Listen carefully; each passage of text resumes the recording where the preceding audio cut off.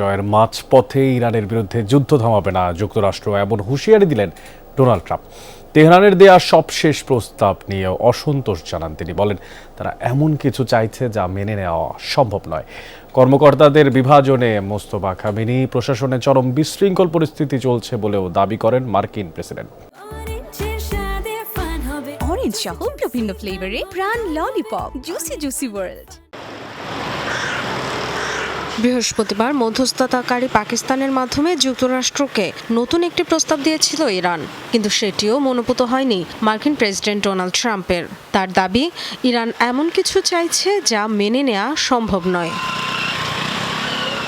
White হাউসের লনে সাংবাদিকদের প্রশ্নের জবাবে ট্রাম্প বলেন, মাঝপথে যুদ্ধ থেকে পিছু হটবেন না তিনি, যাতে পরবর্তীতে আবার একই পরিস্থিতি তৈরি না হয়। সত্যিকারের লড়াই হলে অনেক আগেই থেমে যেত তারা। জানেন তো, একটা কথা আছে, লড়াইয়ে টিকতে না পারলেই থামতে হয়। এখানেও সেটাই সত্যি। তারা যুদ্ধ থামাতে চায়, কিন্তু এমন প্রস্তাব নিয়ে আসছে না যা আমাদের প্রয়োজন। আমরা শিগগিরই ইরান ছাড়বো না, যাতে 3 বছর পর আবার একই সমস্যার সামনে না আসে।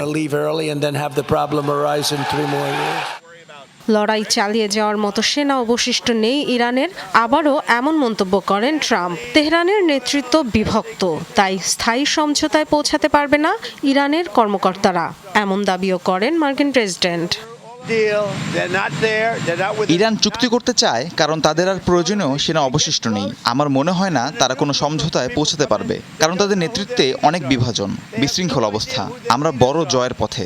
সামনে দুটি পথ, বড় ধরনের হামলা অথবা চুক্তির চেষ্টা। কিন্তু তারা এমন কিছু দাবি করছে যা মেনে নেওয়া সম্ভব নয়।